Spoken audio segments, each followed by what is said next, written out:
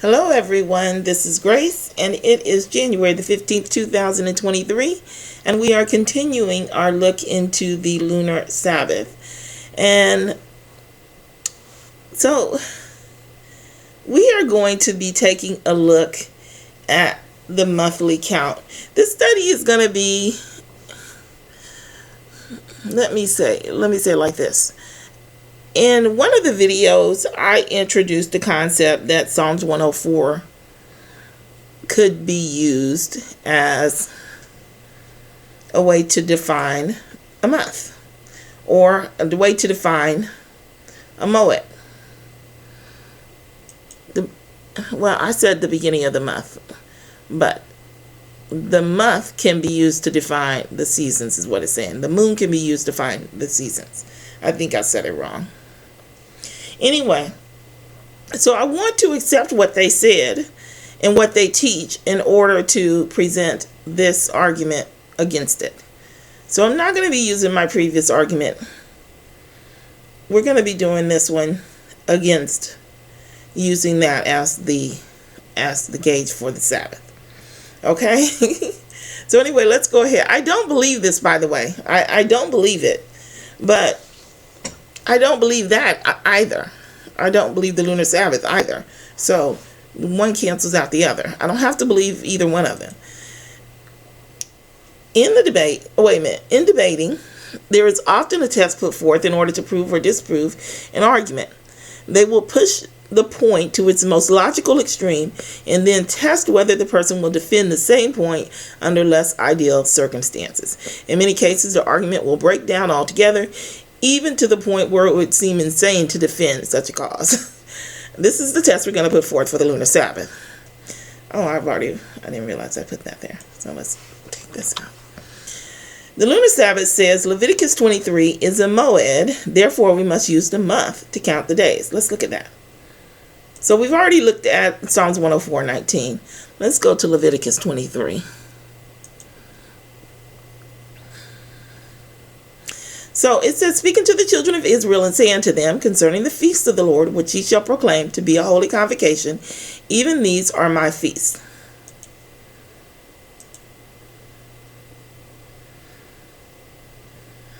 That is the moed. Okay? It is an appointment. These are his appointments, fixed time or seasons. And because the Sabbath is listed next, they say, okay, well, this needs to be controlled by this, which is controlled by the moon. And the moon, it means month or something like that, okay? So the moon, because the moon, here's the way it really is. You can look at the moon as a gauge for when the new month begins. Just as you look at the sun in the sky and you know when the new day begins. They're both they're nothing. They're watches. They mean about as much to this whole system as a watch or a flashlight. That's it. But that's not the way it works with the Lunar Sabbath. They put way, way more onto the moon than what God has ever done in the Bible.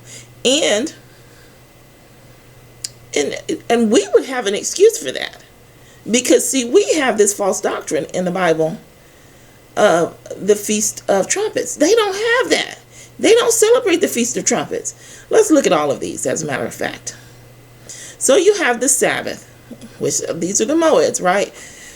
You have the Sabbath. It says 6 days shall work be done, but the seventh day is the Sabbath of rest and holy convocation. You shall do no work therein. It is the Sabbath of the Lord in all your dwellings. No mention of month. But then when you get down here, you have the yearly Sabbaths. So all of these are identified by months. Well, not all of them. Let's just look through them quickly. These are the feasts of the Lord, even holy convocations. On the 14th day of the first month at even. We're going to do a search here.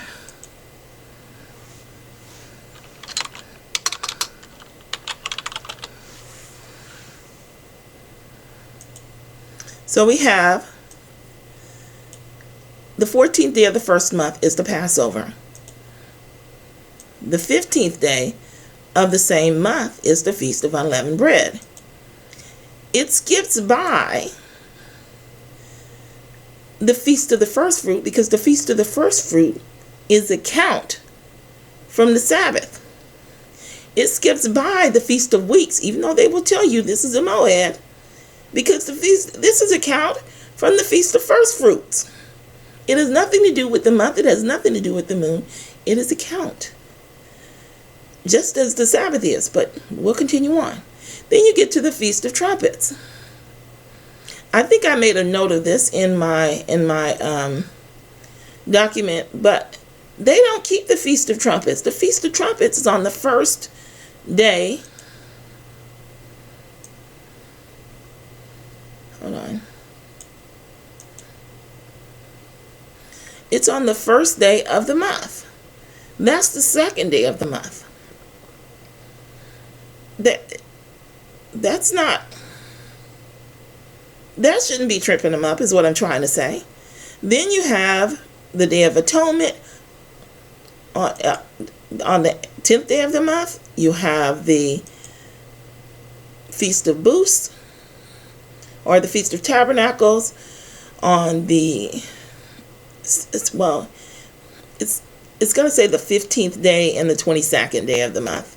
But you see my point.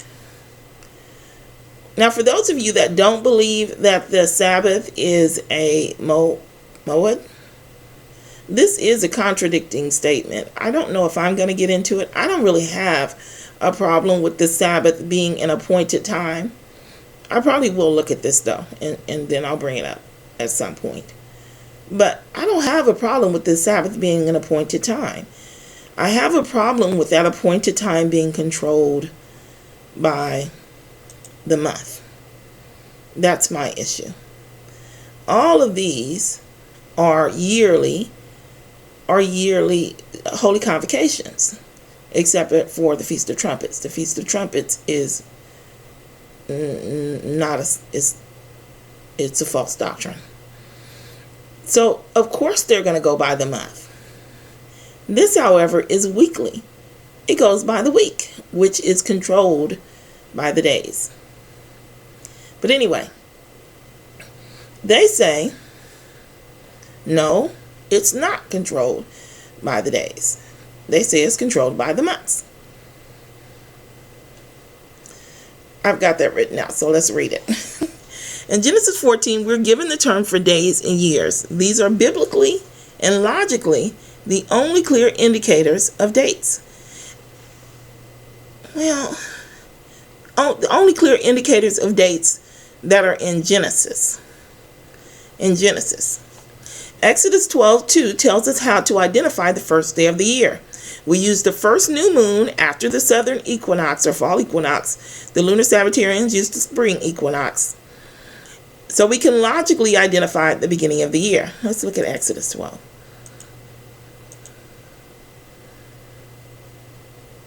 This month shall be unto you the beginning of months. It shall be the first month of the year to you. However, when we try to use the measurement for the day as given in Genesis 1, it is about this time that the Lunar Sabbatarians like to pull out their calendars from other countries, and then they proceed to criticize and accuse us of using heathen calendars to interpret the Sabbath. The tactic is to accuse us before we accuse them, and it's worked thus far. However, because I'm allowing Psalms 104:19 to be admissible, and you are requiring of me, thus saith the Lord, that the seventh day is the seventh day, in spite of the evidence given in Genesis 1 and 2, I must require a scripture used to identify the first day of the month. If for no other reason, then I need to know what the conflict is. That's why we have to press it to the extremes. Because if you're going to say to me, your scripture isn't good enough, then I need a scripture saying that what you say is. But they have no scripture. In fact, they have no scripture for the beginning of the month. They just make up the first day of the month, just as they make up the first day of the week. There's nothing in the Bible identifying the first day of the month. This is why they don't all agree on what it is. Some say it's the first, Some say it's the second. Therefore, if we accept their reasoning and push it to its most logical extreme, because we have no definition of the first day of the week, month, or year, we must logically use the first day of the year or the first day of the week in order to logically calculate our calendar. Either way, the most illogical form of calculation would come from the month. That would be the last thing that you use. That is a middle factor. The week is the less, the year is the longest. How are you going to use the month? You can't. The month is a middle factor. It's used to establish or reinforce the pattern. I don't know the proper terminology, so I'm just using words that describe what I'm trying to say. It's the middle factor used to establish and reinforce the pattern. It cannot logically be used to create a pattern. You can't. Using this information, according to the Bible, a year has 360 days. This comes from Genesis 6 and 7 and other places in the Bible. Now, I don't agree with it. I believe it's a prophetic year, so I'm not going to go over it. But it's available if you look for it, if you want to know more about it. So it says a year, the Bible teaches, a year has 360 days. So since the year is the only one of the three terms defined in Genesis as a measurement, that is, if you toss out, you have to toss out Genesis 1 and 2 in regards to the week. Then using something, because that is what we're debating, we have to toss that out. We have to toss out week. There's no scripture for month to even toss out, so we're left with the year.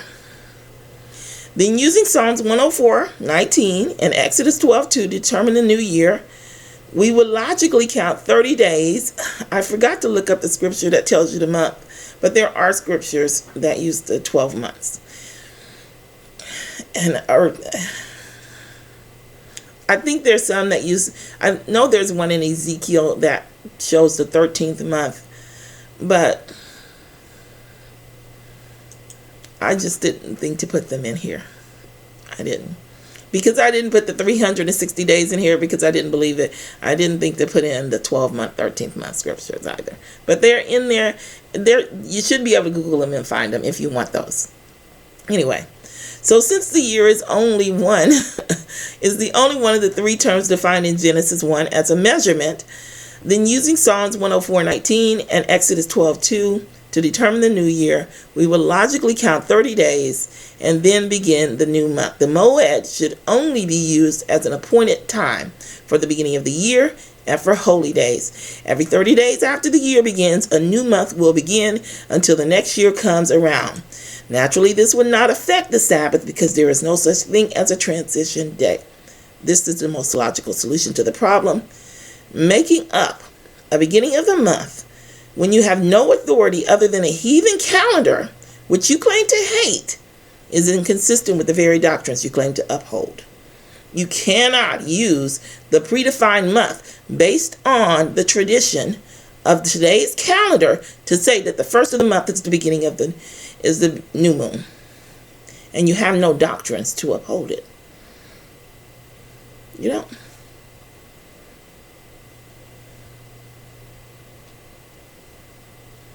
So, the only logical count would be the year. And changing the count to the year doesn't change the Sabbath. It doesn't. Anyway, that's all I had to say. Oh, I didn't put in here though did I put in here that the Feast of Trumpets is on the second for? I guess not. Another video. We'll look at it in another video. I'll close out here, and I will talk to you in the next video.